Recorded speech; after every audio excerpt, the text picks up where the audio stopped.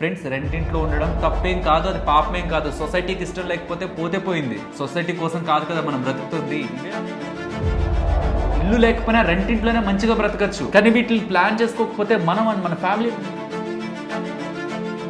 అప్పుల్లోకి వెళ్ళిపోయి ఇల్లులు అమ్ముకున్న వాళ్ళు కూడా ఎంతో మంది ఉంటారు. అంతెందుకండి, ఇల్లులు వేలంలో వస్తున్నాయంటే మీనింగ్ ఏంటి? సొంత ఇల్లు, రెసిడెన్షియల్ హౌసెస్, అపార్ట్మెంట్స్ ఆప్షన్స్ లోకి వస్తున్నాయంటే మీనింగ్ ఏంటి?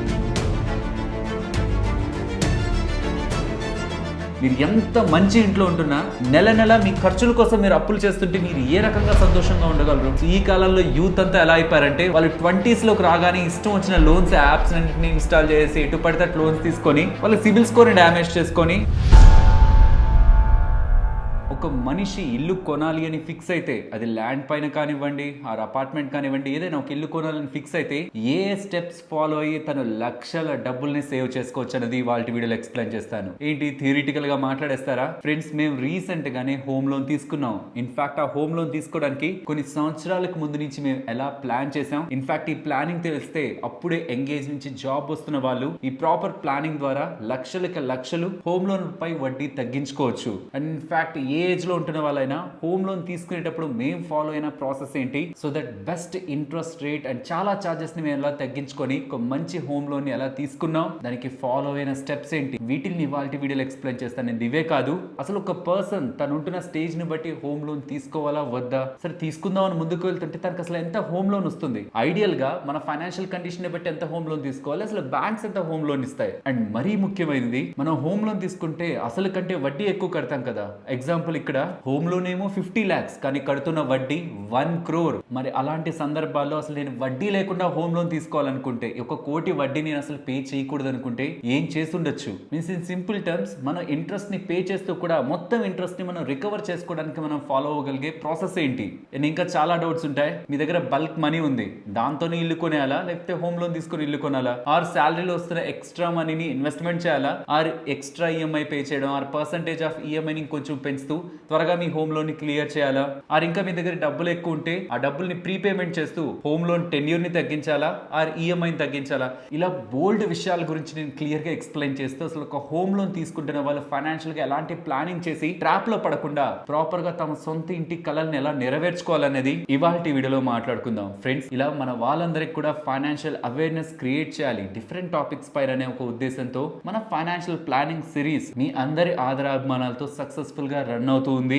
మేము మీ దగ్గర నుంచి కోరుకుంటున్నది ఒకటే, వీడియోస్ రిలేటెడ్ గా మేము పెడుతున్న ఎఫర్ట్స్ మీకు వాల్యుబుల్ గా అనిపిస్తున్న సందర్భంలో తప్పకుండా మన వీడియోని లైక్ చేస్తూ పెడుతున్న మా ఎఫర్ట్స్ ని ఎంకరేజ్ చేయడానికి ప్రయత్నించండి. మీరు అలా లైక్ చేయడం, అరే ఈ వీడియో బాగుంది మన వాళ్ళందరితో షేర్ చేయాలనుకొని మీ వాళ్ళతో షేర్ చేస్తే వీడియోకి వస్తున్న వ్యూస్ అండ్ మీ దగ్గర నుంచి వస్తున్న లైక్స్ ద్వారా వస్తున్న ఎంకరేజ్మెంట్ తో ఇంతకి మించిన కంటెంట్స్ తో మీ ముందుకి రానున్న రోజుల్లో మేమని మా టీమ్ మెంబర్స్ బెస్ట్ కంటెంట్ ని తీసుకురావడానికి ప్రయత్నిస్తాం. ఫ్రెండ్స్, ఈ వీడియోలో నేను ఏదైతే మీకు calculation, income or EMI percentage అని మొత్తం చెప్తుంటానో అది సంపాదిస్తున్న వ్యక్తి శాలరీ కాదు. సో వైఫ్ కూడా వర్క్ చేస్తుంటే తన శాలరీ, పేరెంట్స్ ద్వారా కూడా ఇన్కమ్ వస్తుంటే వాళ్ళ శాలరీ ఆర్ వాళ్ళ ఇన్కమ్ అంతా కూడా యాడ్ అయ్యి ఆ మొత్తాన్ని ఒకటిగా చూడాలి మనం హోమ్ లోన్. బికాస్ హోమ్ అనేది ఒక పర్సన్ కి సంబంధించింది కాదు, ఫ్యామిలీకి సంబంధించింది. ఆ హోమ్ లోన్ ఈఎంఐని ఎంతెంత మంది అయితే షేర్ చేసుకోగలరో వాళ్ళు కూడా భాగస్వాములే, వాళ్ళు కూడా పే చేస్తారు, వాళ్ళ కాంట్రిబ్యూషన్ ఉంటుంది అనుకుంటే వాళ్ళందరి శాలరీని కూడా యాడ్ చేస్తూ దానిపైన మనం క్యాలిక్యులేషన్స్ చేస్తాం. సో ఈ మొత్తం వీడియోలో మనం తీసుకుంటున్న ఇన్కమ్ ఒక పర్సన్ కాదు, ఒక ఫ్యామిలీ. వీడియోని స్టెప్ బై స్టెప్ గా డివైడ్ చేశాను. మొదటి టాపిక్, హోమ్ లోన్ ఎవరు తీసుకోకూడదు, ఆర్ ఒక సొంత ఇల్లు ఖచ్చితంగా నాకు కావాలని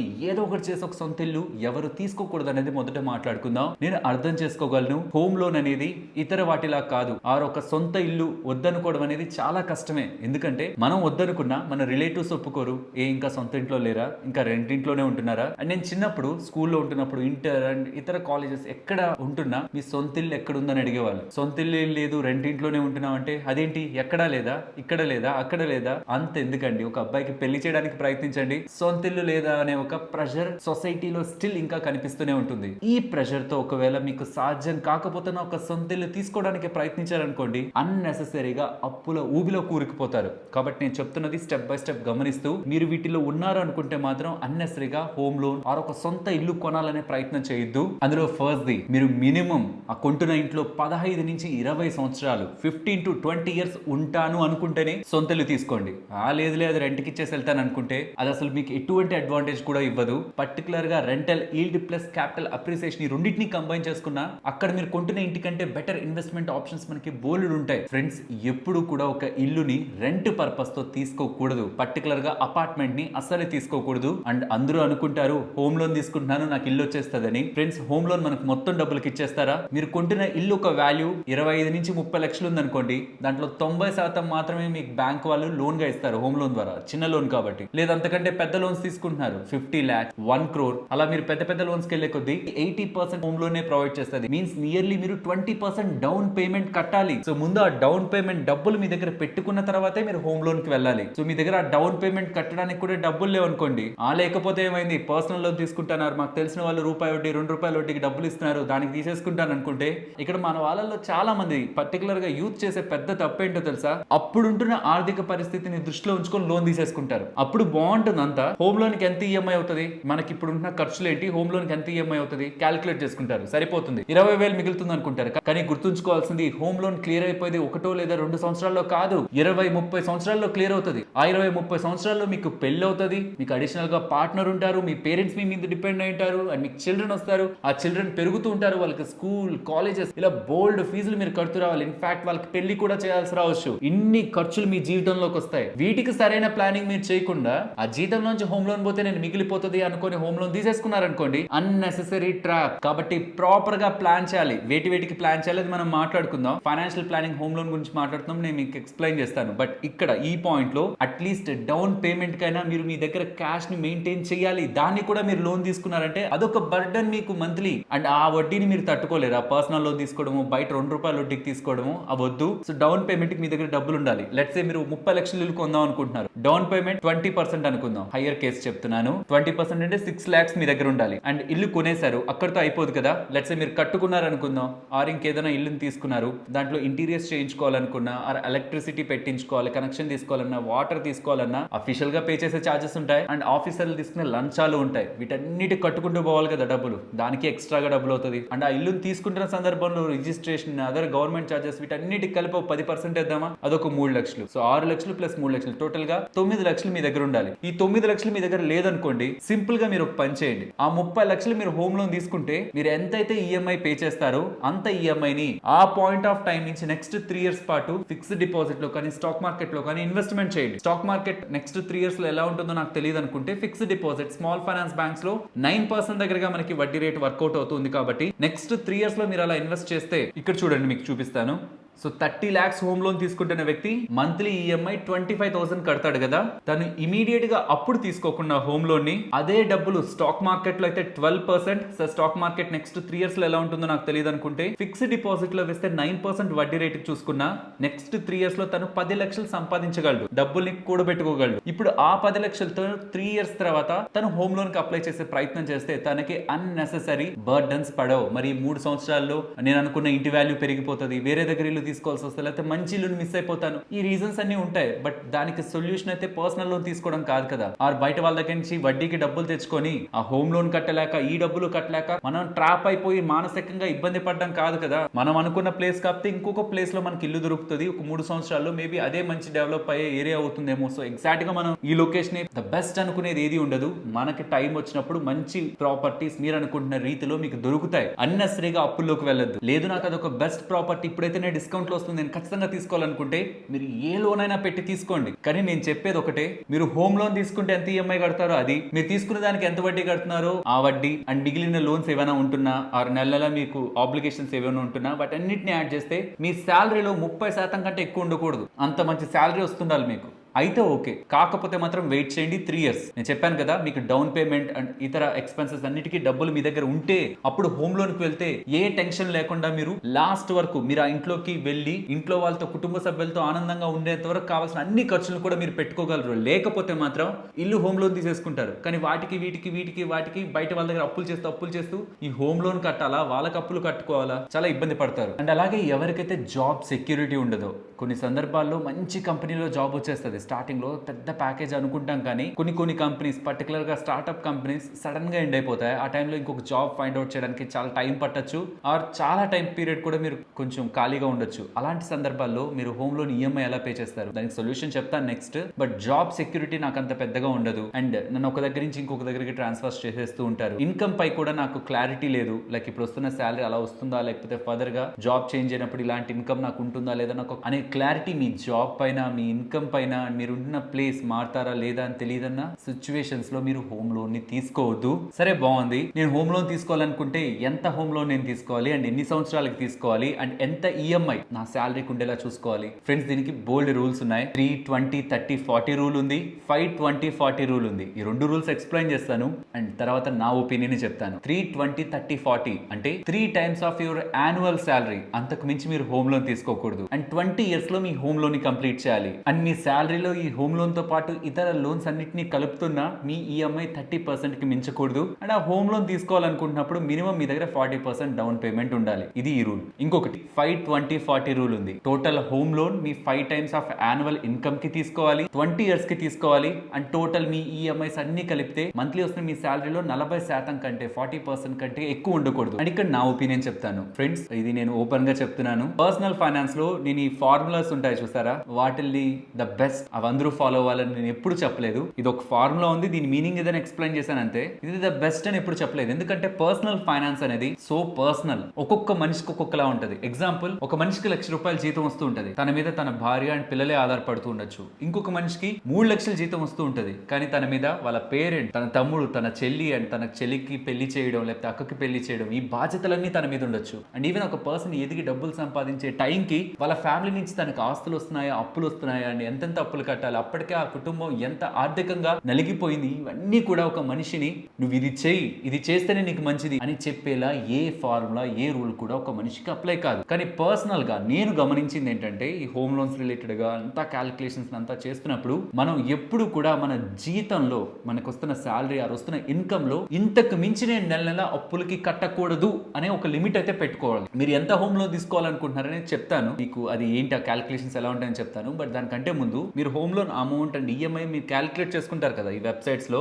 ఇలా వచ్చి ఎంత హోమ్ లోన్ నాకు కావాలంటే ఎంత ఈఎంఐ వస్తుంది అనేది క్యాలిక్యులేట్ చేసుకుంటారు కదా. ఆ ఈఎంఐ కి ఇతర ఈఎంఐస్ అన్నిటిని కూడా యాడ్ చేయండి. మీ కార్ లోన్ కానివ్వండి, ఆర్ మీరు ఏసీ, టీవీ ఏమైనా ఈఎంఐ లో కొన్న, మొబైల్ ఈఎంఐ లో కొన్న అన్ని ఈఎంఐలను యాడ్ చేయండి. అది మీ శాలరీలో 30% కంటే ఎక్కువ ఉండకూడదు. లేదే అలా యాడ్ చేస్తుంటే 40-50కి వెళ్తుందంటే ఫ్రెండ్స్, 40-50 అనేది ఏంటంటే రెడ్ జోన్, కరెక్ట్ కాదు. 30 కంఫర్టబుల్ జోన్, బెస్ట్ కాదు, కంఫర్టబుల్ జోన్. ఎస్, 30 ఉన్న వ్యక్తి గుడ్ ఫైనాన్షియల్ ప్లానింగ్ చేసుకోగలడు తన రిమైనింగ్ శాలరీతో. బట్ మీరు 40%, 50% ఆఫ్ యువర్ శాలరీ మంత్లీ మొత్తాన్ని మీరు ఈఎంఐలకే పే చేస్తుంటే రిమైనింగ్ మీ ఎక్స్పెన్సెస్, హోమ్ లోన్ తీసుకున్నాం కదా అని చెప్పి మిగిలిన ఖర్చులు వెనక్కి వెళ్ళిపోవు కదా. మీరు ఆ ఇంట్లోకి వెళ్లే లోపు ఇంటి రెంట్ కడుతుంటారు, పోనీ ఇంటి రెంట్ తర్వాత తీసేద్దాం, హోమ్ లోన్ మీరు తీసుకున్నారు ఇల్లు తీసేసుకుంటే రెంట్ తీసేయండి. మిగిలిన ఎక్స్పెన్సెస్ అన్ని, హోమ్ లోన్ టెన్యూర్ ఎంత, మీకు మిగిలిన ఎక్స్పెన్సెస్ ఒక ఖర్చులు ఎలా ఉంటాయి, వీటన్నిటిని ప్లాన్ చేసుకోవాలంటే 30% అంతే. 40-50% కి వెళ్తున్నారంటే రెడ్ జోన్ అన్నది గుర్తుంచుకోండి. సరే, నాకు వస్తున్న శాలరీకి నాకు ఎంత హోమ్ లోన్ బ్యాంక్ ఇస్తుంది? బ్యాంక్స్ మీ శాలరీలో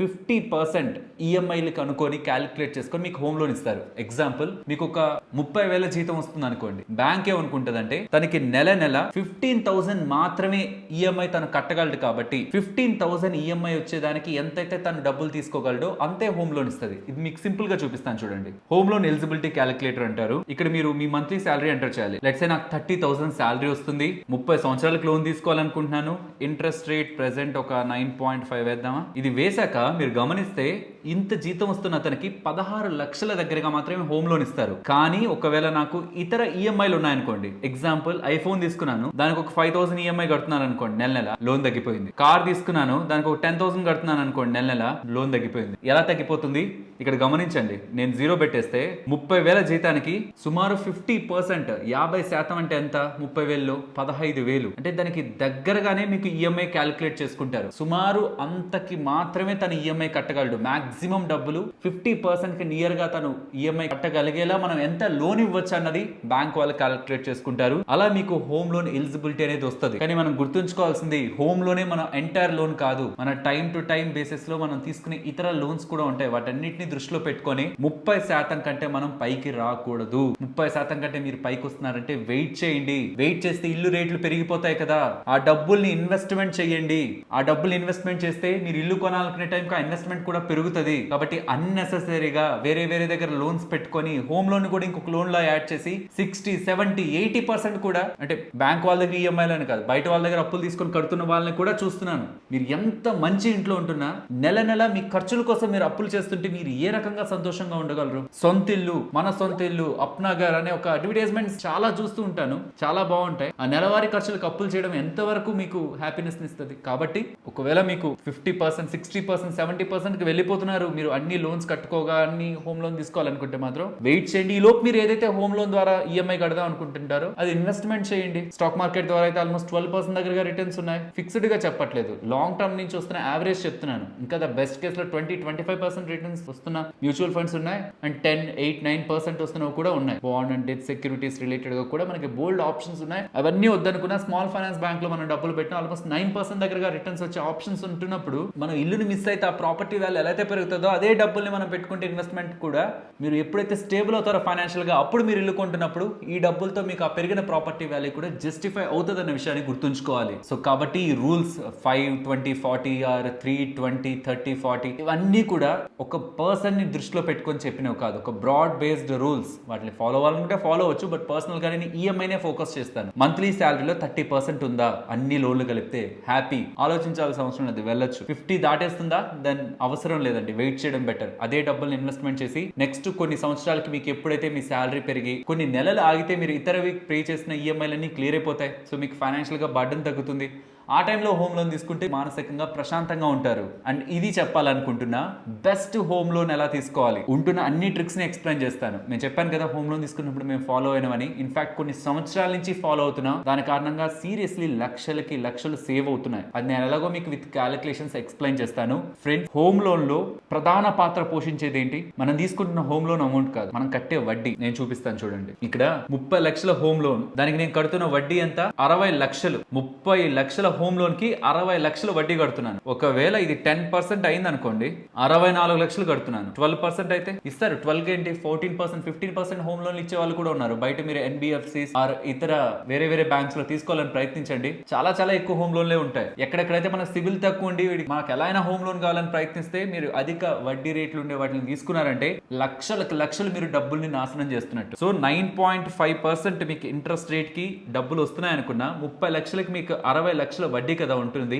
మీరు కొన్ని చిన్న పనులు చేయడం కారణంగా ఈ 9.5 ని 9.1 కి తీసుకురాగలిగారు అనుకోండి, ఎన్ని లక్షలు సేవ్ అవుతున్నాయి? 3 లక్షల దగ్గరగా సేవ్ అవుతున్నాయా? సో అల్టిమేట్ పార్ట్ ఏంటంటే హోమ్ లోన్ తీసుకుంటున్న వ్యక్తి చాలా ఫోకస్డ్ గా ఉండాల్సిందే. ఆ ఇంట్రెస్ట్ రేట్ ఎంత, నాకు ఎంత వడ్డీతో ఇస్తున్నారు, దీన్ని మీరు 2 రకాలుగా తగ్గించవచ్చు. మొదటిది మీ సిబిల్ స్కోర్ ని మంచిగా ఉంచుకొని. సిబిల్ స్కోర్ కి హోమ్ లోన్ కి లాజిక్ ఏంటి? ఇక్కడ మీరు స్క్రీన్ పైన గమనిస్తున్నది ఎస్బీఐ వాళ్ళ home loan interest rates chart. ఇక్కడ మీరు గమనిస్తే వాళ్ళు ఏ బేసిస్ తో వడ్డీ రేట్లు డిసైడ్ చేస్తున్నారు? సిబిల్ స్కోర్ 750 ఆర్ 750 కంటే ఎక్కువ ఉంటే ఎంత, and no CIBIL score or negative CIBIL score ఉంటుంది. అసలు ఎటువంటి యాక్టివిటీ చేయని వాళ్ళకి కూడా మంచి వడ్డీ రేట్లే ఉంటున్నాయి. కానీ ఎవరెవరి సిబిల్ స్కోర్ అయితే 650 కంటే తక్కువ ఉంటుందో వాళ్ళకి ఎంత ఉందో చూడండి. నార్మల్ వాళ్ళతో పోలిస్తే ఎంత ఎక్కువ ఉందో చూడండి వడ్డీ రేట్. అండ్ 550 కంటే తక్కువ ఉంటున్న వాళ్ళకి చూడండి ఎంత ఉందో వడ్డీ రేట్, ఎక్కువ ఉందా? సో సిబిల్ స్కోర్ ని మేనేజ్ చేయాలి. సో సిబిల్ స్కోర్ ని పెంచుకోవాలి. 750 ఆర్ 750 కంటే అబోవ్ ఉంచుకోవాలి. నేను దీనికి చాలా కష్టపడి కొన్ని సంవత్సరాల నుంచి ప్లాన్ చేసి నేను మా అన్నయ్య ఇదిగోండి 750 కంటే అబోవ్ తీసుకొచ్చాను. ఎలా తీసుకొచ్చాను ఫ్రెండ్స్? నేను సిబిల్ స్కోర్ ఎలా పెంచుకోవాలని దాని మీద ఒక పెద్ద వీడియోనే మనం చేయొచ్చు. చాలా ట్రిక్స్ ఉంటాయి దాంట్లో. సింపుల్ గా చెప్పేస్తాను. తీసుకున్న అప్పుని సరిగ్గా కడుతూ ఉంటే సిబిల్ స్కోర్ పెరుగుతుంది. తీసుకున్న అప్పుని సకాలంలో కట్టకపోతున్నా, డిలే చేస్తున్నా, కట్టాల్సిన దానికంటే ఒక రోజు తర్వాత కడుతున్నా మీ సిబిల్ స్కోర్ పడిపోతుంది. మరి సిబిల్ స్కోర్ ని ఎలా పెంచుకోవాలి? నేను సరిగ్గా కట్టే మనిషిని, నేను క్రెడిట్ వర్తి పర్సన్, నన్ను నమ్మండి అని మనం బ్యాంక్స్ కి చెప్పాలంటే మనం లోన్ తీసుకొని సకాలంలో కట్టాలి. ఇప్పుడు దీనికోసం ఏ లోన్ తీసుకోవాలి? ఏ లోన్ పడితే ఆ లోన్ తీసుకొని అన్నెసరిగా వడ్డీలు పే చేయాల్సిన అవసరం లేదు. వడ్డీ లేని లోనే మనం తీసుకోవచ్చు ఎవరి దగ్గర నుంచి? క్రెడిట్ క్రెడిట్ కార్డ్ వాళ్ళ దగ్గర నుంచి. ఇప్పుడు నేను క్రెడిట్ కార్డ్ అనగానే అదొక ట్రాప్ అనుకోవద్దు. క్రెడిట్ కార్డ్ తీసుకోండి, ఫ్రీ క్రెడిట్ కార్డ్, చార్జెస్ ఏం పే చేసే క్రెడిట్ కార్డ్స్ అవసరం లేదు. ఫ్రీ క్రెడిట్ కార్డ్స్ బోల్డ్ ఉన్నాయి. ఫ్రీ క్రెడిట్ కార్డ్ అండ్ ఎటువంటి జాయినింగ్ ఫీజు లేని క్రెడిట్ కార్డ్ తీసుకొని దాంతో మీరు పిచ్చివని ఖర్చు పెట్టద్దు. కరెంట్ బిల్ కట్టండి, నిత్యావసర సరుకులు తీసుకోండి, గ్యాస్ బిల్ కట్టండి, ఇలా బేసిక్ థింగ్స్ ఖర్చు పెట్టండి నా క్రెడిట్ కార్డ్ నుంచి.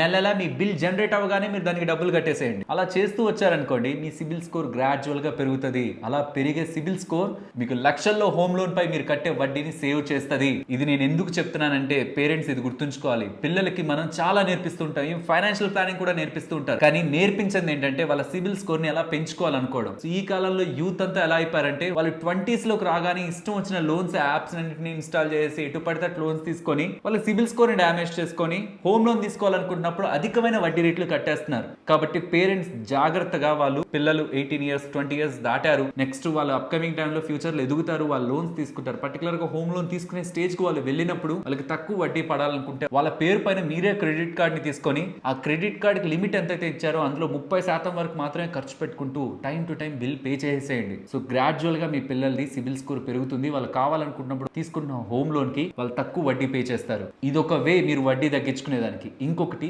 బార్గెన్, బేరం ఆడడం. మనకి చెప్పాలా బేరం ఆడడం? ఒక షాప్ కు వెళ్తాం, చూస్తాం ఇదేంటి ఇంత ఉంది, అక్కడ ఆ షాప్ లో ఇంతే అన్నారే అని ఒక రాయేస్తాం. ఆ రాయికి వాడు పడి నేను కూడా అదే ఇస్తానులేండి అంటే హ్యాపీ, మనం వేసిన రాయి వర్కౌట్ అవుతున్నట్లే కదా. అలాగే బ్యాంకింగ్ సిస్టమ్ లో కూడా మీరు ఒక బ్యాంక్ ని అప్రోచ్ అవుతారు, ఇలా హోమ్ లోన్ తీసుకోవాలనుకుంటున్నాను. టాప్ బ్యాంక్స్ ని అప్రోచ్ అవ్వండి. ఎక్కడ గల్లీలో ఉంటున్నా అప్పుడప్పుడే ఉంటున్న వాళ్ళని అప్రోచ్ అవ్వద్దు. వాళ్ళు మోస్ట్లీ ఎక్కువ వడ్డీ రేట్లు ఛార్జ్ చేస్తారు. నాకుంటున్న కండిషన్స్ కి లాగిన్ అవ్వకుండా, లాగిన్ అయితే మళ్ళీ అదొక ఎంట్రీ లా పడిపోతుంది. మీరు హోమ్ లోన్ కి వెళ్ళినట్టు హార్డ్ ఎంక్వైరీ పడుతుంది. లాగిన్ అవ్వకుండా మీకున్న ఎస్టిమేట్స్ ప్రకారం ఎంత రేంజ్ లో నాకు వడ్డీ ఉండొచ్చు అనేది అడగండి. దాన్ని బేస్ చేసుకుని ఇంకొక దగ్గరికి వెళ్ళి నాకు ఈ బ్యాంక్ వాళ్ళు ఇంతకి ఇస్తానంటున్నారు, మీరు ఎంతకి ఇస్తారు? లాగిన్ చేయొద్దు. వాళ్ళు అప్లికేషన్ లాగిన్ చేస్తేనే చెప్పగలమంటారు, చేయొద్దు. అప్లికేషన్ లాగిన్ చేసేస్తే ఫీ అని అవి కట్ అవుతాయి. అండ్ దాంతో పాటు మోస్ట్ ఇంపార్టెంట్ థింగ్ మీకు అది సిబిల్ లో రిఫ్లెక్ట్ అయిపోద్ది. సో అట్లా వద్దు. లాగిన్ అవ్వకుండా నాకు ఒక ఎస్టిమేట్ చెప్పండి, నాకున్న ప్రాస్పెక్ట్స్ ఇవి, నా శాలరీ ఇంత, నేను ఐటీఆర్ ఇంత ఫైల్ చేశాను, లేకపోతే నాకున్న కండిషన్స్ ఇవి, నాకు ఎంత హోమ్ లోన్ వస్తుంది, దాని మీద వడ్డీ రేట్ ఎంత అనేది కనుక్కొని ఒకరు ఎక్స్ అనే అమౌంట్ చెప్పారనుకోండి, 9.1 అని ఒకరు చెప్పారు, ఇంకొకరి దగ్గరికి వెళ్ళి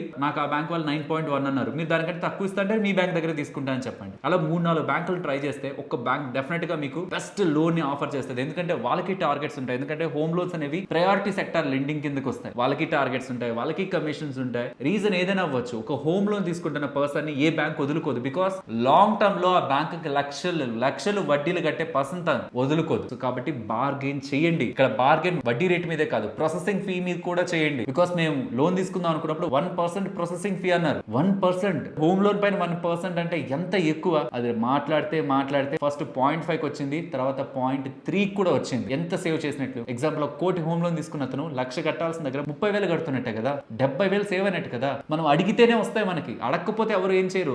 1% ప్రాసెసింగ్ ఫీ ఏముందిలే మొహమాటానికి, అది అంతే అంటారేమో, మనకు తెలియదు అనుకుంటారేమో, మనం ఎడ్యుకేట్ కాదనుకుంటారేమో. అవునా 1% ఓకే అనద్దు. ప్రతి దగ్గర ఎందుకు నాకు ఇంత వద్దండి, నేను ఇది పే చేయను, నేను ఒకసారి వేరే బ్యాంక్ లో కనుక్కుంటాను అని ఒక మాట మీరంటే, లేదు సార్ మనం బెస్ట్ ఇద్దాం, ఇదిగోటి ఈ ప్రైస్ ఇద్దాం అంటారు. మీరు ఇంకా తగ్గించండి. అర్థమవుతుంది కదా. బార్గెన్ చేస్తే మీకు వర్కౌట్ అవుతుంది. హోమ్ లోన్ లో చాలా వర్కౌట్ అవుతుంది. 1000 సేవ్ చేస్తారు. సో ఇక్కడ ఒక చిన్న ఎగ్జాంపుల్ చూపిస్తాను. మీకు సిబిల్ స్కోర్ బాగుండి ఎస్బీఐ వాళ్ళు 9.15% కి ఇంట్రెస్ట్ కి మీకు లోన్ ఇచ్చారనుకోండి, మీరు తీసుకుంటున్న 1 crore లోన్ పై మీరు కట్టే వడ్డీ 1,93 lakhs. ఇక్కడ చూడండి, వర్స్ట్ సిబిల్ స్కోర్ ఉన్న వాళ్ళకి 9.65 కి ఇచ్చారనుకోండి వడ్డీ రేట్ కి, మీరు కట్టే వడ్డీ 2,06,00,000. అంటే సుమారు 13 లక్షల కంటే పైగానే వడ్డీ ఎక్కువ పడిపోయింది కదా. కాబట్టి నేను స్టార్టింగ్ లో చెప్పాను కదా, పేరెంట్స్ వాళ్ళ పిల్లలకి ఆర్ యంగ్ జనరేషన్ లో ఉంటున్న వాళ్ళు నెక్స్ట్ ఫ్యూచర్ లో హోమ్ లోన్ తీసుకునే ప్రాబబిలిటీ ఉంది అనుకుంటున్న వాళ్ళు ఒక క్రెడిట్ కార్డ్, ఎటువంటి చార్జెస్ లేని క్రెడిట్ కార్డ్ తీసుకొని బేసిక్ అవసరాలకు దాన్ని ఖర్చు పెట్టుకుంటూ టైమ్లీ రీపేమెంట్ చేసి మీ సిబిల్ స్కోర్ ని పెంచుకోవచ్చు. సో నాకు ఏ క్రెడిట్ కార్డ్స్ తెలీదు, ఫ్రీ, ఎటువంటి జాయినింగ్ ఫీజ్ లేకుండా, ఎటువంటి యాన్యువల్ మెయింటెనెన్స్ చార్జెస్ లేకుండా and best rewards and offers ఉంటున్న కార్డ్స్ మీకు కావాలనుకుంటే కామెంట్ సెక్షన్ లో అండ్ డిస్క్రిప్షన్ లో లింక్స్ ఉంటాయి. Top credit cards and life time free credit card links, వాటి ద్వారా త్రూ ఆన్లైన్ లో క్రెడిట్ కార్డ్స్ ని అప్లై చేయొచ్చు. మేము ఈ వీడియో పరంగా మీకు ఒక మంచి కంటెంట్ ని అందించామని ఒక ఫీలింగ్ మీకుంటే తప్పకుండా వీడియోని లైక్ చేస్తూ పెడుతున్న మా ఎఫర్ట్స్ ని ఎంకరేజ్ చేయడానికి ప్రయత్నించండి. మీ దగ్గర ఒక ₹1 కోటి డబ్బులు ఉందనుకోండి, దాంట్లో డైరెక్ట్ గా ఇల్లు కొనేయాలా, లేకపోతే ఇల్లుని హోమ్ లోన్ ద్వారా తీసుకొని డౌన్ పేమెంట్ వరకు ఆ ₹1 కోటి నుంచి కొంత తీసుకొని హోమ్ లోన్ తీసుకొని హోమ్ లోన్ ద్వారా ఇల్లు కొనాలా? అలా హోమ్ లోన్ ద్వారా కొంటూ ఈ ₹1 కోటి మిగిలిన డబ్బులు మొత్తాన్ని, కొంత డబ్బులు డౌన్ పేమెంట్ కి తీస్తాం, మిగిలిన డబ్బులు మొత్తాన్ని ఇన్వెస్ట్మెంట్ చేయాలా? ఇన్వెస్ట్మెంట్ ₹1 కోటి ఇప్పుడే చేస్తున్నామంటే సంవత్సరాలకి అది ఇంకా ఎన్నో కోట్లు అయిపోతుంది కదా. ఏం చేయడం బెటర్? ఇది బిగ్ డిబేట్ ఉండే టాపిక్. మన చేతిలో డబ్బులు ఉంటే ఆ ఆ చేత్తో ఉన్న డబ్బులతో ఇల్లును కొనుక్కోవడం మంచిదా, లేకపోతే ఇంటి లోన్ ని క్లియర్ చేయడం మంచిదా, లేదా ఆ డబ్బుల్ని ఇన్వెస్ట్మెంట్ చేసి హోమ్ లోన్ తీసుకోవడం మంచిదా, ఆ హోమ్ లోన్ ని కట్టకుండా వచ్చిన డబ్బుల్ని ఎక్స్ట్రాగా ఉంటున్న డబ్బుల్ని ఇన్వెస్ట్మెంట్ చేయడం మంచిదా? ఇది ఇక్కడితో ఎండ్ అవ్వదు, ఈఎంఐలకు కూడా వస్తుంది. శాలరీలో ఎక్కువ డబ్బులు మిగులుతుంటే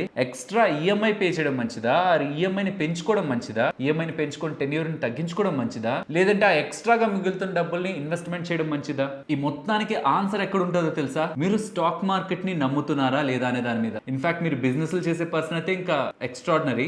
మీరు హోమ్ లోన్ క్లియర్ చేసుకోవడం కంటే ఆ బిజినెస్ లే చేసుకోవచ్చు. ఎందుకంటే హోమ్ లోన్ 9%, 9.5 అట్లీస్ట్ 10% అనుకుంటున్నా. బయట బిజినెస్ దానికంటే ఎక్కువగానే గ్రో అవుతాయి కదా, బికాస్ ఈ 10% ఇయర్లీ. సో దీనికంటే మీరు అధికమైన రిటర్న్ ని బయట క్రియేట్ చేయగలరు through business are from stock market. మీకు ఆ రిటర్న్ వస్తుందని మీకు నమ్మకం ఉంటే, బికాస్ ఇండెక్స్ ఫండ్స్ ద్వారా 12% రిటర్న్ ఇప్పటి వరకు ఇన్ని సంవత్సరాలకి క్రియేట్ అయింది అండ్ ఫ్యూచర్ లో కూడా క్రియేట్ అవుతుంది మీరు నమ్ముతున్నా, ఆర్ ఇతర మ్యూచువల్ ఫండ్స్ ఆర్ మీరు కొంటున్న స్టాక్స్ ఆర్ ఇతర వేటి ద్వారా అవుతున్నా హోమ్ లోన్ లో మీరు కడుతున్న వడ్డీ కంటే అధిక రిటర్న్ మీరు సంపాదిస్తారని నమ్మితే మీరు ఎక్స్ట్రా ఈఎంఐ పే చేయడం ఆర్ ఎక్స్ట్రా % తో ఈఎంఐని త్వరగా ఎక్కువ కడుతూ టెన్యూర్ ని తగ్గించుకొని హోమ్ లోన్ త్వరగా క్లియర్ చేయడం ఆర్ హోమ్ లోన్ లేకుండా మొత్తం డబ్బులతో ఇల్లు కొనుక్కోవడం కరెక్ట్ కాదు. సో ఇక్కడ ఆన్సర్ ఎక్కడుంది? మీరు హోమ్ లోన్ లో కడుతున్న వడ్డీ రేట్ కంటే అధికమైన వడ్డీ రేట్లు మీకు అందుబాటులో ఉన్నాయా అండ్ వాటిని మీరు నమ్ముతున్నారా అన్న దాన్ని బట్టి ఉంటది. సో మీకు ఏది ప్రశాంతతనిస్తుంది? ఆ మొత్తం డబ్బులతో ఎలా అయినా హోమ్ లోన్ క్లియర్ చేస్తేనే నాకు ప్రశాంతత వస్తుంది, ఎక్కువ ఈఎంఐలు కట్టేస్తాను, పర్సంటేజ్ పెంచుకుంటాను, నాకు స్టాక్ మార్కెట్ మీద అండ్ ఇతర ఇన్వెస్ట్మెంట్స్ వాటి పైన నమ్మకం లేదు, ముందు నాకు అది హోమ్ లోన్ క్లియర్ అయిపోవాలి, నాకు అదే ప్రశాంతతనిస్తుంది అనుకుంటే వెల్ అండ్ గుడ్. ఆర్ ఇతర రూట్స్ వాళ్ళకంత ట్రస్ట్ వర్తి కాకపోవచ్చు. సో వాళ్ళు మిగులుతున్న డబ్బుల్ని బయటైతే అన్నెసరిగా ఖర్చు పెట్టేస్తామని ఈఎంఐ ఎక్స్ట్రా పే చేసి టెన్యూర్ ని తగ్గించుకొని హోమ్ లోన్ ని త్వరగా క్లియర్ చేసుకుందాం, ఆర్ ఎక్కడి నుంచో డబ్బులు వచ్చింది దాన్ని ఇన్వెస్ట్మెంట్ చేయడం కంటే హోమ్ లోన్ క్లియర్ చేసుకుంటా అనుకుంటే అది వాళ్ళ పర్సనల్ చాయిస్. బికాస్ నేను స్టార్టింగ్ లో చెప్పాను, పర్సనల్ ఫైనాన్స్ అనేది సో పర్సనల్. ఇది ఆన్సర్ అనేది ఎక్కడ ఎవరికి ఉండదు. ఆ పర్సన్ ఏం చేస్తే హ్యాపీ అవుతాడు, ఫైనాన్షియల్ గా బాగుంటూ హ్యాపీ అవుతాడు అనేది సెలెక్ట్ చేసుకోవడం అనేది బెస్ట్ ఆప్షన్. కాబట్టి ఇందులో ఎవరు చెప్పింది వినదు. బికాస్ కొంతమంది ఏం చెప్తారంటే ఎక్స్ట్రా ఈఎంఐ పే చేయడం, పర్సంటేజ్ ఎక్కువ పే చేయడం ఎందుకు, దాన్ని మీరు స్టాక్ మార్కెట్ లో ఇన్వెస్ట్మెంట్ చేస్తూ వెళ్తే కోట్లలో డబ్బులు సంపాదించవచ్చు, ఆ హోమ్ లోన్ ఎంతైతే ఉందో అంతకంటే ఎక్కువ డబ్బులు మీకు రిటర్న్ అయిపోతుంది అంటారు. కానీ అది మీకు ప్రశాంతత ఇవ్వనప్పుడు బలవంతంగా చేసి మీరు బాధపడతారు ఖచ్చితంగా. అండ్ ఇంకొంతమంది ఏం చెప్తారంటే మీకు ఎక్స్ట్రా డబ్బులు వస్తుంటే ముందు హోమ్ లోన్ క్లియర్ చేసేసేయండి, లేకపోతే ఎక్స్ట్రా ఈఎంఐ పే చేయండి, లేకపోతే టెన్యూర్ తగ్గించుకోండి, సో దట్ మీకు హోమ్ లోన్ క్విక్ గా క్లియర్ అయిపోతుంది, ఇన్ని నెలల్లో క్లియర్ చేసుకోండి, అన్ని నెలల్లో క్లియర్ చేసుకుని హోమ్ లోన్ అంటారు. కానీ మీకు స్టాక్ మార్కెట్ మీద నమ్మకం ఉంటే 9% వడ్డీ రేట్ ఇస్తున్న దాన్ని క్లియర్ చేసుకోవడం కంటే 12% ఆర్ 15% రిటర్న్స్ వస్తున్న వాటిలో మీరు ఇన్వెస్ట్మెంట్ చేయడం కారణంగా ఏదైతే మీకు ఆ మధ్యలో గ్యాప్ ఉందో అది మీకు ప్రాఫిటే కదా. సో లాంగ్ టర్మ్ కి ఇన్వెస్ట్మెంట్ చేద్దాం అనుకుంటున్నప్పుడు ఆ డబ్బుల్ని హోమ్ లోన్ క్లియర్ చేసుకోవడం బదులు అదే మీరు లాంగ్ టర్మ్ లో ఇన్వెస్ట్మెంట్ చేస్తే 3 to 4% మీరు ఎక్స్ట్రా గెయిన్ అవుతున్నట్టు కదా ఆ డబ్బుల పైన లాభాన్ని. సో లాజిక్ అప్లై చేయండి. మీరు నమ్ముతున్నారా హోమ్ లోన్ కంటే ఎక్కువ రిటర్న్ తీసుకురాగలరని మీరు నమ్ముతున్నారా? దెన్ మీరు కడుతున్న ఈఎంఐనే క్యారీ చేయండి అండ్ ఎంత మ్యాక్స్ టెన్యూర్ ఉంటే అంత మ్యాక్స్ టెన్యూర్ తీసుకోండి. 20 years 30 years ఎంత ఉంటే అంత తీసుకోండి. అలా వెళ్ళిపోతే మరి వడ్డీ పెరిగిపోతుంది కదా. నాకు 20 సంవత్సరాల్లో క్లియర్ చేస్తే కొంతే వడ్డీ ఉంది, 30 సంవత్సరాలకు వెళ్తే అసలు ఆల్మోస్ట్ చాలా ఎక్కువ పెరిగిపోయింది వడ్డీ. అంటే ఫ్రెండ్స్ వడ్డీ పెరుగుతుంది కరెక్టే, కానీ మనం గుర్తుంచుకోవాల్సింది మనం ఇల్లు కొంటున్నప్పుడు వాళ్ళు మనకి ఏదైతే డబ్బులు ఇస్తున్నారో ఆ డబ్బుల్ని వాళ్ళు రికవర్ చేసుకునేది 30 సంవత్సరాల టైం పీరియడ్. సో కాబట్టి వడ్డీ నేను ఎక్కువ పే చేసేస్తున్నాను, దాన్ని టెన్యూర్ తగ్గించుకుంటే నేను వడ్డీ తక్కువ పే చేస్తున్నట్లు, ఎక్స్ట్రా ఈఎంఐ ఏదో ఒక రూపంలో నేను డబ్బులు ఎక్కువ కట్టేస్తే హోమ్ లోన్ తగ్గిపోతుంది, వడ్డీ తగ్గిపోతుందని ఆలోచిస్తున్నప్పుడు ఆ వడ్డీ ఎంత రేట్, ఆ రేట్ కంటే మీరు ఇంకేదైనా ఇతర రూట్ లో ఇన్వెస్ట్ చేసి ఆ రేట్ కంటే ఎక్స్ట్రా రిటర్న్ ని సంపాదించగలరా అనుకుంటే ఆ వడ్డీ గురించి ఆలోచించద్దు. అది మీ మంచికే. అంత తక్కువ వడ్డీకి ఇంక ఏ ఇతర లోన్ కూడా మనకి రాదు. అన్నెసరిగా మన దగ్గర ఉన్న డబ్బులు హోమ్ లోన్ క్లియర్ చేసుకునే బదులు ఇతర రూట్స్ లో ఇన్వెస్ట్మెంట్ చేసి వెల్త్ ని క్రియేట్ చేసుకోవడం కారణంగా మీకు అంతా బాగుంటుంది, మీ రిటైర్మెంట్ ఫండ్ గా యూజ్ అవుతుంది. ఈ మధ్యలో మీకు ఎప్పుడైనా కష్టం వచ్చినప్పుడు మీకు డబ్బులు కావాలన్నప్పుడు ఆ డబ్బులు మీకు హెల్ప్ అవుతుంది. ఈ హోమ్ లోన్ లో మీరు కట్టేస్తే మీరు కావాలనుకుంటే మళ్ళీ ఆ హోమ్ లోన్ రిలేటెడ్ గా మళ్ళీ ఎక్స్ట్రాగా మీరు లోన్ పెట్టుకోవడం అదంతా హెడేక్ కదా. సో కాబట్టి మీకు ట్రస్ట్ ఉంటే ఆ హోమ్ లోన్ కి పే చేస్తున్న దానికంటే అధికమైన రిటర్న్ క్రియేట్ చేసుకోగలన నమ్మకం ఉంటే మాత్రం హోమ్ లోన్ పరంగా ఈఎంఐని పెంచుకోవడం వారి ఇతర ఏ ఆప్షన్ అయినా త్వరగా క్లియర్ చేసుకోవాలన్న ఆప్షన్ లో ఉండొద్దు. సరే, ఇప్పుడు హోమ్ లోన్ కడుతూ మనం వడ్డీ కడతామా? ఆ వడ్డీ మొత్తాన్ని అలా రికవర్ చేసుకోవాలి. అల్టిమేట్ గా హోమ్ లోన్ ఎండ్ అయ్యే టైంకి నేను ఏం వడ్డీ పే చేయకుండా 0 వడ్డీతో నేను హోమ్ లోన్ తీసుకోవాలనుకుంటే నేను ఏం చేయాలి అంటే, మీరు హోమ్ లోన్ తీసుకుంటున్న అమౌంట్ ఉంటుందా ఆ డబ్బుల్లో 0.1% మంత్లీ మీరు ఇన్వెస్ట్మెంట్ చేయాలి. ఎగ్జాంపుల్ 30 lakhs హోమ్ లోన్ తీసుకుంటున్నారు, అందులో 0.1% 3,000 అది మీరు ఎస్ఐపి చేయాలి మంత్లీ. ఇక్కడ మీరు కడుతున్న వడ్డీ అంతా 30 lakhs లోన్ లో 30 ఇయర్స్ పాటు తీసుకుంటే 57 lakhs కదా. సో ఇప్పుడు ఆ 30 lakhs లో 0.1% ఎంత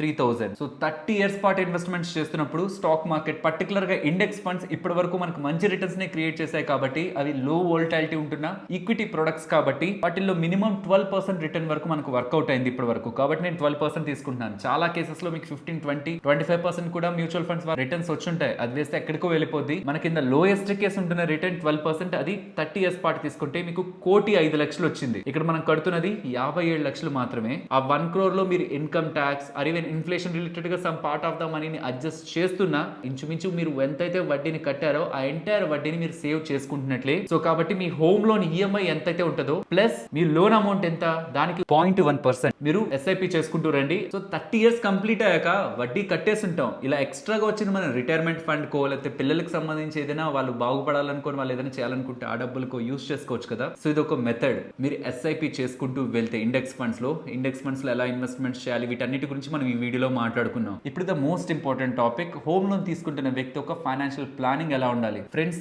చాలా వరకు నేను స్టార్టింగ్ లో చెప్పాను కదా, మనం చేసే పెద్ద తప్పు ఏంటంటే ఈ రోజు ఖర్చులను చూస్తాం, ఈ రోజు మన అవసరాలను చూస్తాం, దాన్ని బేస్ చేసుకొని 20-30 సంవత్సరాలు 5-10 సంవత్సరాలు ఉండే లోన్స్ తీసేసుకుంటాం. నెక్స్ట్ 5-10 సంవత్సరాల్లో మన వయసు ఎంత, మన పిల్లల వయసు ఎంత, వాళ్ళకేం ఖర్చులు ఉంటాయి, మనకేం ఖర్చులు ఉంటాయి, మన పేరెంట్స్ ఆరోగ్య పరిస్థితులు ఏంటి, వాళ్ళకి ఎంత ఖర్చులు ఉంటాయి, దీన్ని బట్టి నేను షార్ట్ టర్మ్ లో నాకు ఏదైనా డబ్బులు అవసరాలు అయితే దానికోసం సేవ్ చేయాలా, లాంగ్ టర్మ్ లో నా పిల్లల చదువుల కోసం సేవ్ చేయాలా, వాళ్ళ పెళ్లి కోసం సేవ్ చేయాలా, ఇవన్నీ ముందు ప్లాన్ లో ఉండాలి. తర్వాత హోమ్ లోన్ గురించి ఆలోచించాలి. బికాస్ ఇల్లు లేకపోయినా రెంటింట్లోనే మంచిగా బ్రతకచ్చు. కానీ వీటిని ప్లాన్ చేసుకోకపోతే మనం మన ఫ్యామిలీ మెంబర్స్ రిస్క్ లో పడతారన్న విషయం గుర్తుంచుకోవాలి. The first thing, home loan తీసుకోక ముందు మీరు క్రియేట్ చేసుకోవాల్సింది emergency fund. And home loan తీసుకోవాలనుకుంటున్న వ్యక్తి క్రియేట్ చేసే ఎమర్జెన్సీ ఫండ్ లో నేను ప్రీవియస్ గా ఏమన్నాను మీతో, ఎమర్జెన్సీ ఫండ్ అంటే 12 నెలలకు సంబంధించి 6 నుంచి 12 నెలలకు సంబంధించి మీ ఎక్స్పెన్సెస్ నెల ఖర్చులు ఎంతైతే అవుతాయో అంత డబ్బుల్ని ఎమర్జెన్సీ ఫండ్ లో పెట్టుకోండి అని చెప్పాను కదా. కానీ హోమ్ లోన్ ఆర్ ఇతర లోన్స్ తీసుకుంటున్న వాళ్ళైతే, పర్టికులర్ గా హోమ్ లోన్, ఇతర లోన్స్ అంటే ఒక 2-3 సంవత్సరాల్లో క్లియర్ అయిపోతాయి. హోమ్ లోన్ తీసుకుంటున్న వాళ్ళైతే ఈ ఎక్స్పెన్సెస్ కి అడిషన్ గా మీ హోమ్ లోన్ ఈఎంఐ ఎంత ఉండొచ్చు అది కూడా సేవ్ చేసి పెట్టించుకోండి. 12 నెలల మీ ఖర్చులు plus home loan EMI. Let's say మీ ఖర్చులు 20,000, హోమ్ లోన్ ఈఎంఐ 30,000 అనుకోండి, నెలకి 50,000. 12 into 50 ఎంత? బికాస్ 12 నెలలకు కావాలి కాబట్టి 6 లక్షలు. ఈ 6 లక్షలు డబ్బులు తీసుకెళ్లి ఫిక్స్డ్ డిపాజిట్ వేసేయండి. ఇంకెక్కడ పెట్టద్దు, స్టాక్ మార్కెట్ లో కూడా పెట్టద్దు. ఎందుకంటే వోల్టాలిటీ ఉంటుంది. మీరు తీయాలనుకున్నప్పుడు మీకు లో అంటే తక్కువ ప్రైస్ కి తీయాల్సి రావచ్చు. ఇలా పెట్టడం కారణంగా due to any reason me job risk లోకి వెళ్తే మీ ఇంటి ఖర్చులు ఆగవు, మీ హోమ్ లోన్ ఈఎంఐ కడుతూ వెళ్తారు, ఇబ్బంది ఉండదు, సిబిల్ స్కోర్ ఇంపాక్ట్ అవ్వదు, అండ్ అన్నెసరీగా మీ ఇల్లుని వాళ్ళు స్వాధీనం చేసుకోవాలని కూడా ప్రయత్నించరు. ఒకవేళ అలా కూడా చేయలేదు, ఆ పరిస్థితి ఎదురైంది మీకు అనుకోండి, మీకు జాబ్ రిస్క్ అయింది, మీరు డబ్బులు కట్టలేకపోతున్నారు అనుకుంటే మీరు బ్యాంకుకు వెళ్ళి నాకు మోరటోరియం ఇవ్వండి, నా ఫైనాన్షియల్ కండిషన్ ఇది, నేను ఇన్ని నెలల్లో నేను ఇంకొక జాబ్ వెతుక్కుంటాను, నాకు ఒక సర్టెన్ టైం పీరియడ్ ఒక మోరటోరియం ఇవ్వండి, దాని తర్వాత నేను ఈ వడ్డీ మొత్తాన్ని కూడా యాడ్ చేసుకొని కడుతాను అని మీరు చెప్తే బ్యాంక్స్ వింటాయి. ఒకసారి బ్యాంక్ వెళ్ళి కన్సల్ట్ అవ్వండి. బట్ ఆ స్టేజే రాకూడదంటే మాత్రం మీ 12 నెలల ఖర్చులు దాంతో పాటు ఈఎంఐ అమౌంట్ ఎంతైతే ఉంటుందో ఆ మొత్తాన్ని కలిపి 12 నెలలకు సంబంధించిన డబ్బుల్ని ఫిక్స్డ్ డిపాజిట్ లో ఉంచేయండి. ఇది వన్ టైం చేసే పని. అండ్ తర్వాత టైం టు టైం మీరు చేయాల్సినవి రెండే.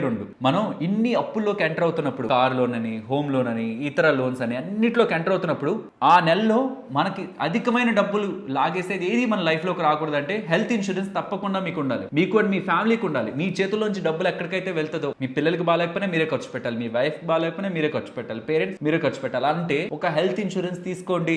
బికాస్ మీరు ఈఎంఐల్ని, ఇంటి ఖర్చుల్ని క్యాలిక్యులేట్ చేసుకొని ఉంటారు. హెల్త్ కి ఇంత అవుతుంది అనేది ఎవ్వరు గెస్ చేయరు. అది సడన్ గా వచ్చింది అనుకోండి, వేలల్లో చిన్న చిన్న ఖర్చులు అయితే ఓకే, లక్షల్లోకి వెళ్ళింది అనుకోండి, మీరు ఒక 5-10 సంవత్సరాలు వెనక్కి వెళ్ళిపోతారు. So emergency fund, health insurance, term insurance అనేది మస్ట్ అండ్ షుడ్. ఈ హోమ్ లోన్ తీసుకుంటున్న వాళ్ళే హోమ్ లోన్ ఇన్సూరెన్స్ ఇస్తారు. బట్ టర్మ్ ఇన్సూరెన్స్ ఏంటంటే ఈ హోమ్ లోన్ తో పాటు మనకున్న ఇతర లోన్స్ ఆర్ ఈ సొసైటీలో ఒక ఫ్యామిలీ ఆర్థికంగా నిలబడడానికి ఎంత డబ్బులు అయితే మీరు అవసరం అనుకుంటారో అంత డబ్బులు ప్లస్ ఏవేవైతే లోన్స్ మీ ఇంట్లో వాళ్ళ మీద భారం పడతాయని మీరు అనుకుంటున్నారో అది యాడ్ చేసి ఎంత డబ్బులు అయితే అవుతుందో అంత డబ్బులకి టర్మ్ ఇన్సూరెన్స్ తీసుకోండి. హోమ్ లోన్ ఇన్సూరెన్స్ తీసుకున్నా సరే దానికి అయిపోతుంది కదా అనుకున్నా term insurance must and should గా మీరు తీసుకోవాలి. అలా తీసుకుంటేనే మనకి ఏదైనా జరుగుతున్నప్పుడు మన ఫ్యామిలీ ఆర్థికంగా నిలదొక్కుంటుంది. లేదంటే ఎల్లుంటుంది కానీ ఆ ఇంట్లో ఖర్చు పెట్టుకోవడానికి డబ్బులు ఉండవు. ఆ డబ్బుల కోసం అప్పు చేయాల్సి వస్తుంది. అసలు అది మీరు వర్ణనాతీతం ఆ పెయిన్ ఎలా ఉంటుందో అది కేవలం అనుభవించిన వాళ్ళకి మాత్రం ఆ బాధ తెలుస్తుంది. రీసెంట్ గా ఒకరు మనకి ట్విట్టర్ లో పెట్టారు, వాళ్ళ ఫ్రెండ్ కేవలం కొన్ని నెలల పాటే టర్మ్ ఇన్సూరెన్స్ తీసుకొని సడన్ గా తనకి ఏదో జరిగేసరికి ₹1 కోటి టర్మ్ ఇన్సూరెన్స్ తనకి ఇచ్చారని. మా అల్టిమేట్ ఎయిమ్ అంతా ఒకటే, term insurance and health insurance A families అయితే మెయింటైన్ చేస్తుంటాయో వాళ్ళు వాళ్ళ కుటుంబానికి ఒక కవచం, ఒక షీల్డ్ ని ఏర్పాటు చేసినట్లు. ఎన్ని వడదుడుకులు వస్తున్నా, ఒక సునామీ వస్తున్నా వాళ్ళు సేఫ్ గా ఉంటారు. రోడ్డు పైకి అప్పుల ఊబిలోకి ఎప్పటికీ వెళ్ళరు. హెల్త్ ఇన్సూరెన్స్, టర్మ్ ఇన్సూరెన్స్ అనేస్తున్నారు. అసలు ఒక మంచి health insurance and term insurance ఎలా తీసుకోవాలి, ఏవేవి గమనించాలి, తీసుకోవాలనుకున్నప్పుడు బోల్డ్ క్వశ్చన్స్ వస్తున్నాయంటే ఎలా ఒక మంచి term insurance and health insurance నా కోసం అయితే నేను ఎలా వెతుకుతాను, నేను ఏమేమి చూస్తానన్నది నేను స్టెప్ బై స్టెప్ ఈ వీడియోస్ లో క్లియర్ గా ఎక్స్ప్లెయిన్ చేశాను. వీడియోస్ ని చూడండి, తెలుసుకోండి. ఫస్ట్ అయితే చూడండి, అవి తెలుసుకోండి, ఆ ప్రాసెస్ తెలుసుకోండి. ఆ ప్రాసెస్ తెలుసుకోవడం కోసం ఆ 2 వీడియోస్ ని మీ ఫ్రీ టైమ్ లో గమనించండి. ఈ వీడియోస్ ఒక లింక్స్ మీకు డిస్క్రిప్షన్ అండ్ కామెంట్ సెక్షన్ లో ఉంటాయి. ఫ్రెండ్స్, ఐ హోప్ ఈ వీడియో మీకు నచ్చిందని. నచ్చితే తప్పకుండా వీడియోని లైక్ చేయండి. కాబట్టి పెద్ద పెద్ద లోన్స్ లోకి వెళ్లే ముందు emergency fund including home loan EMI 12 months కి ఫిక్స్డ్ డిపాజిట్ వేయండి. టర్మ్ ఇన్సూరెన్స్ తీసుకోండి, హెల్త్ ఇన్సూరెన్స్ తీసుకోండి. సో ఈ ఎమర్జెన్సీ ఫండ్ అంటే పక్కకు వెళ్ళిపోతుంది. Mostly health insurance and term insurance 2 కలిపితే ఒక 2000 దగ్గరగా ఉంటాయి. దానికి తోడు మీ ఫ్యామిలీ ఎక్స్పెన్సెస్ ఎంత మంత్లీ అదెంతో యాడ్ చేసుకోండి. దాంతో పాటు షార్ట్ టర్మ్ గా మీకుంటున్న అవసరాలు ఏమేమి ఉంటాయి, పిల్లలకి అప్కమింగ్ టైమ్స్ లో ఏదైనా స్కూల్ ఫీజు కట్టాలా లేకపోతే ఏదైనా ఉందా, దానికి ప్లానింగ్ ఇది నేను ఈ వీడియోలో చెప్పాను. షార్ట్ టర్మ్ మీ అవసరాలు ఉంటే ఎన్ని సంవత్సరాలకి మీకు అవసరం ఉంది, దానికి మీరు ఎంత సేవ్ చేసుకుంటే మీరు ఎంతెంత మంత్లీ పే చేయాల్సి వస్తుంది, అదంతా ఇక్కడ చెప్పాను. అలా షార్ట్ టర్మ్ లో మీకుంటున్న అవసరాలు, లాంగ్ టర్మ్ లో మీరు రిటైర్మెంట్ ఇందాక చెప్పాను కదా, ఎక్స్ట్రాగా మీరు పే చేసుకుంటూ వస్తే ఆ వడ్డీ మొత్తం మీకు వెనక్కి వచ్చేసి ఎలా మీరు ప్లాన్ చేసుకోవచ్చండి. అలా కానీ మీ పిల్లల ఎడ్యుకేషన్ పరంగా, వాళ్ళ పెళ్లి పరంగా, మీరు రిటైర్మెంట్ పరంగా ఇవన్నీ యాడ్ చేసుకోండి. ఫస్ట్ ఇంకా హోమ్ లోన్ తీసుకోలేదు మనం, ఇవన్నీ యాడ్ చేసుకొని దీనికి ఎంత ఖర్చు అవుతుందో చూడండి. ఇప్పుడు ఈ డబ్బులకి హోమ్ లోన్ యాడ్ అయితే మీరు కంఫర్టబుల్ గానే ఉండగలరా, ఇబ్బందుల్లోకి వెళ్తారా? దాన్ని ఏ ఇబ్బంది ఉండదు అనుకుంటే దాన్ని మీరు నిరభ్యంతరంగా గుండెల మీద చేసుకొని హోమ్ లోన్ తీసుకోవచ్చు. వీటిల్లో ఇబ్బంది పడతారనుకుంటే ఫ్రెండ్స్, రెండింట్లో ఉండడం తప్పేం కాదు, అది పాపమేం కాదు. సొసైటీకి ఇష్టం లేకపోతే పోతే పోయింది. సొసైటీ కోసం కాదు కదా మనం బ్రతుకుతుంది. ఇవే మనకి ఇంపార్టెంట్. మన ఫ్యామిలీని అప్పులు చుట్టుముట్టకూడదు ఎప్పుడు. ఈ హోమ్ లోన్ అనేది ఒకటి వచ్చి నెల నెల భారీ మొత్తంలో ఈఎంఐలకు వెళ్తూ ఉంటే మరి వీళ్ళకి సంబంధించిన అవసరాలు నెగ్లెక్ట్ అయిపోతున్నట్లే కదా. వాళ్ళ షార్ట్ టర్మ్ అవసరాలను, లాంగ్ టర్మ్ అవసరాలు వాటన్నిటిని నెగ్లెక్ట్ చేస్తున్నట్లే. కాబట్టి నేను చెప్పిన ఇవన్నీ కూడా ఫాలో అవుతూ హోమ్ లోన్ తీసుకుంటే ఆ ఈఎంఐని కడితే మీరు నెల నెల ఇబ్బంది పడరు అనుకుంటేనే హోమ్ లోన్ తీసుకోండి, లేకపోతే తీసుకోవద్దు.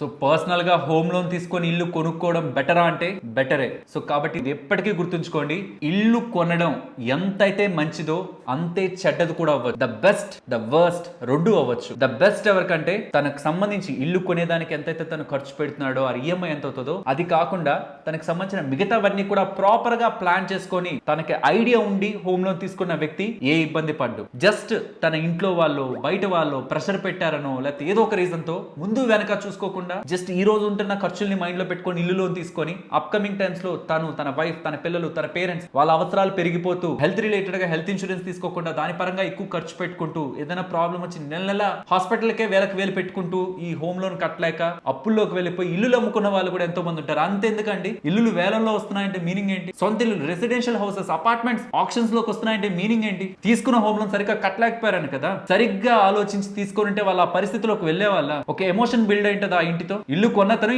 ఎమోషనల్ బాండ్ బిల్డ్ చేసుకుని ఉంటారు. ఆ ఫ్యామిలీ మొత్తానికి ఎమోషనల్ బాండ్ ఉంటుందా ఆ ఇంటితో? బాధ ఉంటుందా? ఆ ఇంటిని వదిలి వచ్చేసినప్పుడు, బ్యాంక్ వాళ్ళు తాళం ఇస్తున్నప్పుడు, అది ఇంకొకరు కొని ఆ దారిలో వెళ్తూ మనం ఆ ఇల్లుని చూసినప్పుడు బాధ ఉంటుందా? మరి సొంత ఇల్లు కల నెరవేర్చుకోవాలని ఇల్లు కొనేశారు, ప్రాపర్ గా ప్లాన్ చేసుకోకపోవడం వల్ల బ్యాంక్ వాళ్ళు మళ్ళీ ఆ ఇల్లుని తీసేసుకున్నారు. సో కాబట్టి ప్రాపర్ గా ప్లానింగ్ ఉంటేనే ఇల్లు వరకు వెళ్ళండి. నేను చెప్పిన మొత్తాన్ని ఒకసారి ఆలోచించండి. ఈ వీడియో బాగుంది, మన వాళ్ళతో షేర్ చేయాలి. పర్టికులర్ గా ఈ జనరేషన్ అప్పుడే సాలరీస్ ని సంపాదిస్తూ లోన్స్ ఎక్కువగా తీసుకుంటున్న జనరేషన్స్ కి ఖచ్చితంగా షేర్ చేయండి. వాళ్ళు హోమ్ లోన్ అనేది కరెక్ట్ కాదు, తప్పు కాదు. పర్సన్ ని బట్టి అది బెస్ట్ ఆప్షన్ కూడా అవుతుంది, పర్సన్ ని బట్టి అది వర్స్ట్ ఆప్షన్ కూడా అవుతుంది. అది ఇండివిజువల్ పర్సన్ కూర్చొని ఒక పేపర్ తీసుకొని నాకు ఏ ఖర్చులు ఉన్నాయి, నేను ఈ హోమ్ లోన్ యాడ్ అయితే నాకు ఎంత ఖర్చులు పెరుగుతాయి, ఓవర్ ద పీరియడ్ నా షార్ట్ టర్మ్ అండ్ నా లాంగ్ టర్మ్ అవసరాలకు నేను ప్రాపర్ గా ప్లాన్ చేసుకుంటున్నానా లేదా, అది ఎలా చేసుకోవాలని ఈ వీడియోలో చెప్పాను. అన్నవన్నీ ఆలోచిస్తేనే మీరు చేస్తున్న దాని రిలేటెడ్ గా మీరు ఫ్యూచర్ లో బాధపడరు. లేదంటే ముందు వెనక చూసుకోకుండా ఏదైతే అది అయిందో ఈ రోజు బాగుంది కదా అని లోన్ తీసేసుకున్నారంటే ఖచ్చితంగా బాధపడతారు. ఫ్రెండ్స్, మీరు మీకు తెలిసిన వాళ్ళు ఎవరు ఆ స్టేజ్ కి వెళ్ళకూడదని నేను మనస్ఫూర్తిగా కోరుకుంటూ, ఫ్రెండ్స్, ఐ హోప్ ఈ వీడియో మీకు నచ్చిందని. నచ్చితే తప్పకుండా వీడియోని లైక్ చేయండి. మరొక ఇంట్రెస్టింగ్ వీడియోతో మళ్ళీ మీ ముందుకు వస్తాను. అంతవరకు టేక్ కేర్. జై హింద్.